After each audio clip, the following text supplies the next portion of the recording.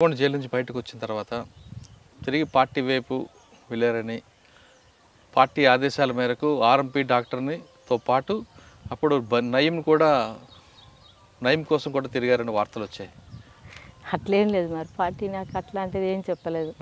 కాకపోతే నేను అక్కడ ఆర్గనైజ్ చేయాలనే వెళ్ళాను, నాకు అక్కడ సహకరించలేదు. తిరుమలగిరి సైడ్ ఆర్గనైజేషన్ కోసమే వెళ్ళా. పార్టీ నయం కోసం తిరిగారా? నయం కోసం ఏం తిరగలేదు, కాకపోతే కొన్ని రహస్యంగా కొన్ని ఆయుధాల కోసం అయితే తిరిగాము. నాతో పాటు నేను సింగిల్గానే ఉండేది, ఇంకా వేరే వాళ్ళు. ఆర్ఎంపీ డాక్టర్ కోసం ఆర్ఎంపీ పార్టీని మొత్తం నాశనం చేశాడు కదా ఆయన.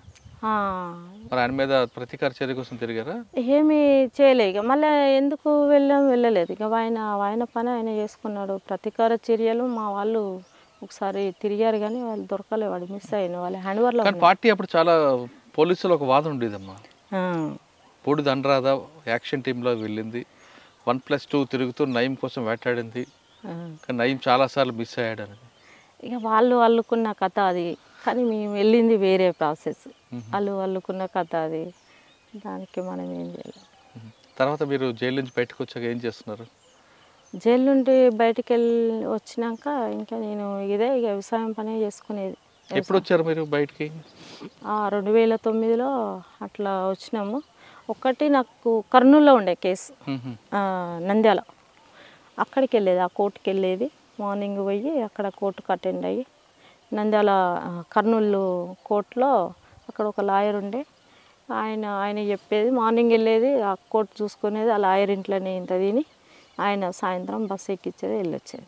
అంటే 2009లో పూర్తిగా బయటకు వచ్చారు. కానీ మళ్ళీ ఛత్తీస్గఢ్ ఏవోపి వెళ్ళాలనిపించలేదా?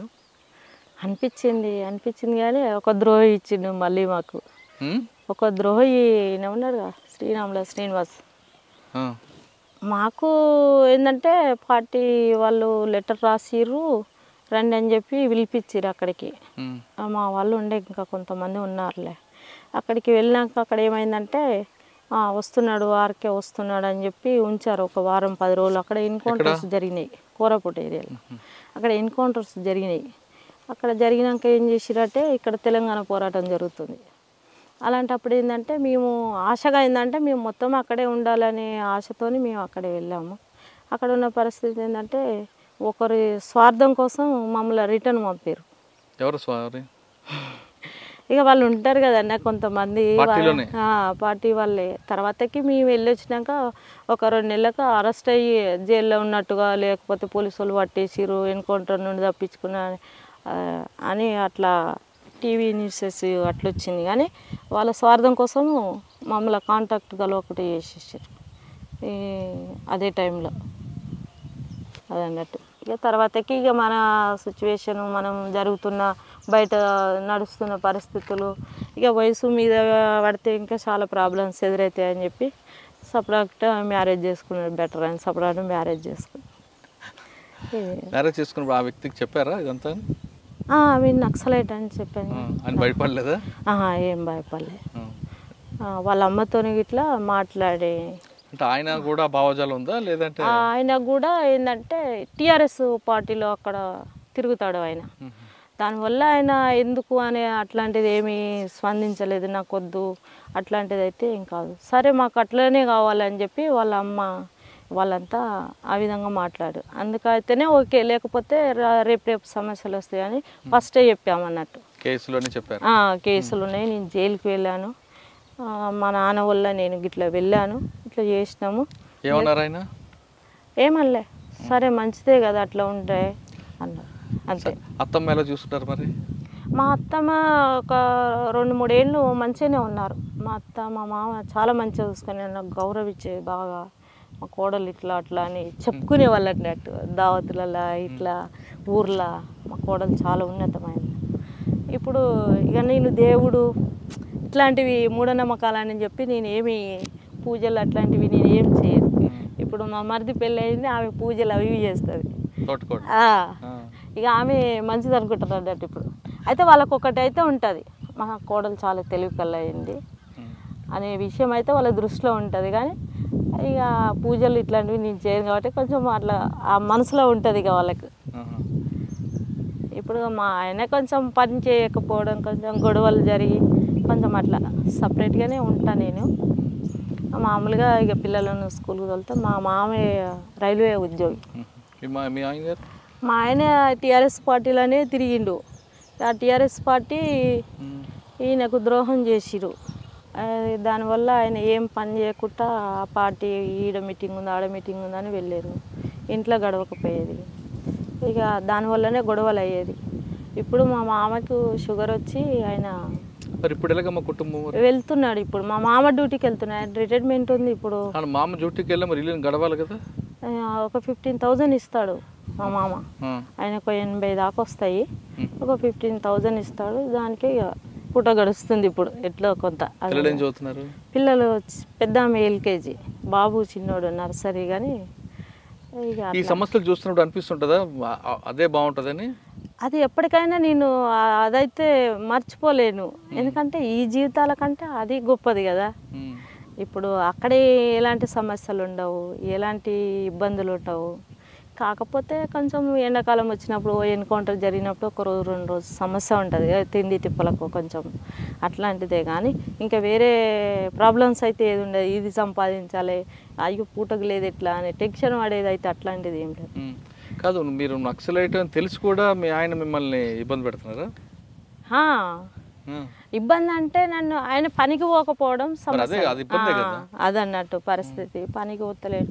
ఏదో చిన్నగా నేను ఒక 11-11:30కి అట్లా పోయి వేరే మార్కెటింగ్ ఉంటుంది అన్నట్టు, దాంట్లో పోతే ఒక 250 ఏమి ఇస్తారు. దానికి మళ్ళీ నేను మధ్యాహ్నం వరకు 1 గంటల వరకు వచ్చి మళ్ళీ పిల్లలను తోలుకొచ్చుకుంటేగా టైలరింగ్ వచ్చి ఇంత కొంత టైలరింగ్ చేస్తాను. సాధారణంగా బయటకు వచ్చిన అన్నలు నక్సల్స్ అయితే పార్టీకి అనుకూలంగా ఉంటారు కొంతమంది, లేదనుకుంటే సెటిల్మెంట్ చేసుకుని ఉంటుంటారు. సెటిల్మెంట్లు ఆ స్థల పంచాయతీ ఈ పంచాయతీలు. మరి మేము అవన్నీ చేయకుండా ప్రశాంతంగా ఎందుకుంటున్నాం? మరి నాకు అట్లా ఇష్టం లేకుండా అన్న, మా ఊర్లో కూడా నన్ను అడ్డు పెట్టుకొని డబ్బులు వసూలు చేసుడు కొంచెం చాలామంది అట్లా ట్రై చేశారు. నేను అటువైపు వెళ్ళలే, నాకు ఇష్టం లేదు. నేను ఎంత ఒక పూట ఉపవాసం ఉన్నా పర్వాలేదు, కానీ నేను అట్లాంటి పని చేయనని చెప్పి నేను వెళ్తలేనన్నా. నేను అప్పటి నుండి అంతే, నేను కూలి పనికి కూడా పోయినా. నా పెళ్ళి కాకముందు అయినా సరే నేను కూలి పనికి కూడా పోయినా. అనేవాళ్ళు ఈమె కూలి పనికి పోతుంది, ఈమె ఏంది, ఈమె గింతే, అట్లాంటి ఫీలింగ్ వచ్చేది. కానీ ఎవరో ఏమనుకుంటే ఏంది, మనమైతే తప్పు చేస్తలేం కదా. సాధారణ మనుషులమే మనం కూడా ఒకప్పుడు.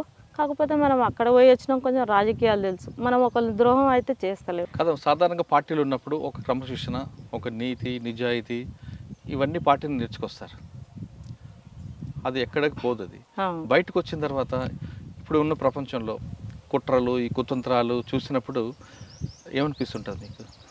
ఇక వాళ్ళ స్వార్థం కోసం వాళ్ళు చేసుకుంటున్నారు అనుకుంటా నేనైతే. వాళ్ళ స్వార్థాలు వాళ్ళ స్వార్థం కోసం చేసుకుంటున్నారు అనుకుంటున్నారు, కానీ మీకు కూడా ఒక స్వార్థం రావాలి. ఎందుకంటే మీకు 2 పిల్లలు ఉన్నారు, అవునా? 2 పిల్లల కోసమైనా మీరు ఇప్పుడు సంపాదించాలి. వాళ్ళ కోసం, వాళ్ళ బాగోగుల కోసం చూసే బాధ్యత మీది.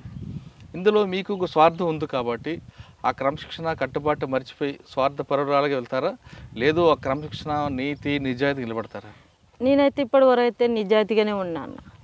నా పిల్లలకు కానీ ఎవరికేమి నేను అట్లా సంపాదించుకోవాలంటే ఈరోజు కోట్లకు ఉండేదాన్ని, కానీ నాకు అట్లాంటి ఉద్దేశం లేదు. ఈరోజు 200 కూలి పని చేస్తున్నా అంటే ఒకసారి మీరు ఆలోచించండి. అట్లా పోయొచ్చు కూడా ఓ రోజు కూలి పని చేసుకొని బతకవలసిన పరిస్థితి. సాధారణ మనిషిగా నేను వెళ్ళి కూలి పని చేసుకోవాలి. బూడిద అనరాదా, రాజకీయాలకు వెళ్తుంటారంటారు.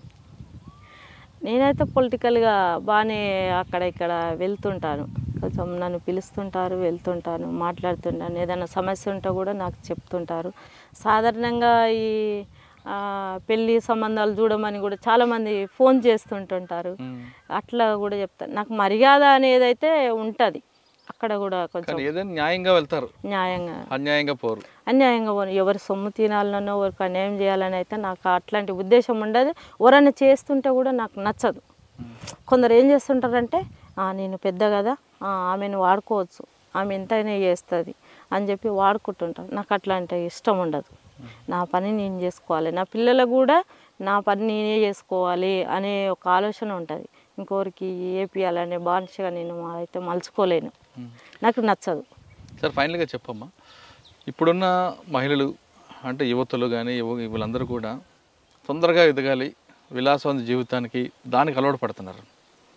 ఒక క్రమశిక్షణ కానీ, ఒక నీతి నిజాయితీకి చాలా తక్కువ మంది ఉన్నారు. మిగతా వాళ్ళందరూ కూడా ఒక అడ్డదారిలో సంపాదించాలి, అర్ధరాత్రి కోటీశ్వరు అయిపోవాలి, విలాసవంత జీవితం కావాలి అనుకునే వాళ్ళకి మీరు ఇచ్చే మెసేజ్ ఏంటి? ఇప్పుడున్న అంటే ఈ సమాజము ఆ విధంగా పోషిస్తుంది కాబట్టి యూత్ ఏంది పెద్దవాళ్ళు కూడా అటువైపు వెళ్తున్నారు.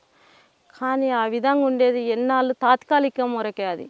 అది ఎంతవరకు ఉన్నా కానీ మనం కష్టపడి సంపాదించింది అయితేనేమో మనం ఇంత కష్టపడితే ఈ వస్తువు సంపాదించుకున్నాం, నిలబెట్టుకున్నాం అనే ఒక ఆలోచన ఉంటుంది. వృధాగా వచ్చింది అయితేనేమో గంతే కదా అని క్యాజువల్గా తీసేస్తారు దాన్ని ఈజీగా. దాంతోనేం పని, అవసరానికి వాడుకొని వదిలేస్తారు. కానీ ఈ నీతి నిజాయితీ అనేది అది ఒక గొప్పతనం. ఏంటంటే నీతి నిజాయితీగా ఉండడమే గొప్పతనం. నీకు పూటకు గతి లేకపోయినా పర్వాలేదు, ఒక నీతిగా ఉండడమే గొప్పతనం. ఇంకొక మాకు ప్రశ్న చెప్పండి. ఇప్పుడు మీరు లోపలికి వెళ్ళారు, 2 సార్లు అరెస్ట్ అయ్యారు, బయటకు వచ్చారు, మీకు ఎన్నో ఆఫర్లు వచ్చినా ఎక్కడ తలగకుండా నిజాయితీగా నిలబడ్డారు. ఇంకా మీకు కష్టాలు ఉన్నాయి, మీరు కష్టాలు పడ్డారు. కష్టాలు పడినా ఆ కష్టంలో ఎక్కడ భయపడకుండా, మనోధైర్యం కోల్పోకుండా మీ కాళ్ళ మీద మీరు నిలబడ్డారు. కానీ కొంతమంది మహిళలు చిన్న చిన్న కష్టాలకే బాధలు పడడం, ఆత్మహత్యలు చేసుకుంటున్నారు. అటువంటి మహిళలకు మీరు ఇచ్చే మెసేజ్ ఏంటి? అట్లంటే మనం ఈ తొవ్వెమ్మడి వస్తున్నప్పుడు ఎన్నో సమస్యలు ఎదురవుతుంటాయి. ఓ ముళ్ళు దాకొచ్చు, ఒక తట్టు దాకి కింద పడవచ్చు, ఇంకా ఏదో రకంగా ఉండొచ్చు. అన్నిటినీ ఎదిరించినప్పుడే మనం ఒక మహిళగా నిలబడగలుగుతాము, ఒక నిజాయితీగా ఉండగలుగుతాం, ఒక ధైర్యంగా ఉండగలుగుతాం. కానీ వీడికే మన ఏమంటారు, మన జీవితం అయిపోయింది అనుకుంటే అది కాలేదు కదా. మనకున్నది కొంతవరకే జీవితం. కాబట్టి మనం పెద్దగా ఆలోచిస్తే పెద్దగా ఉంటాం. గింతే కదా మనం వీడికెళ్ళే ముగించుకోవాలనుకుంటే గంతే ఉంటుంది. కానీ ఏనాడైనా కానీ మహిళ కానీ ఒక పురుషుడు కానీ ఏదో బానిసత్వానికో ఏదో అలవాటు పడి అనవసరమైన విషయాలకు అట్లా ఆత్మహత్యలు చేసుకొని అనవసరంగా ఏదో సూసైడ్ చేసుకొని ఏదో రకంగా ఆగం చేసుకునే జీవితానికంటే ఎంత సమస్యలు వచ్చినా ఏదైనా కానీ మనుషులకే వస్తాయి సమస్యలు. ప్రతి మనిషికి ఉంటాయి సమస్యలు, కాకపోతే ఎక్కువ తక్కువ అంతే. కాబట్టి వాటిని ఎదిరించినప్పుడే ఒక మనిషిగా మనం ఒక నేమ్ సంపాదించుకోగలుగుతాం. ఇదే సమాచారాన్ని మీరు అడవులు ఉన్నప్పుడు గ్రామాల్లో చెప్పేవారా? చెప్పేది. ఎక్కడైనా కానీ మహిళలను కలిసినప్పుడు వాళ్ళకు ఉన్నటువంటి సమస్యలు, వాళ్ళ భర్తలు తాగి వచ్చి కొడుతున్నప్పుడు, లేదా పాలల్లో సమస్యలు, నేను చనిపోవాలని చెప్పి వాళ్ళకి టాక్ వస్తుంది. వాళ్ళు మాట్లాడుతుంటాను. నార్మల్గా ఇప్పుడు కూడా బాయ్స్ కూడా అక్క నేను బతకలేనక్క, మన ఒక అబ్బాయి ఫోన్ చేస్తాడు, అక్క నేను బతకలేనక్క, వాళ్ళ భార్య ఏదో గొడవ పెట్టుకొని వెళ్ళిపోయిందంట, అక్క నేను బతకలేనక్క, నేను చచ్చిపోతున్నాయి, ఇదే లాస్ట్ అని రాత్రి 12 గంటలకు కాల్ చేస్తాడు. అరే ఇక ఎంత చెప్పినా ఒక 2 గంటల దాకా చెప్పిన. మా హస్బెండ్ ఏమో నాతో లొల్లి పెట్టుకుంటాడు, గీ రాత్రి ఏంది వాడు ఏదున్నా కానీ పొద్దుగాల మాట్లాడాలి, సరే వాడికి ఉండొచ్చు సమస్యలు అని.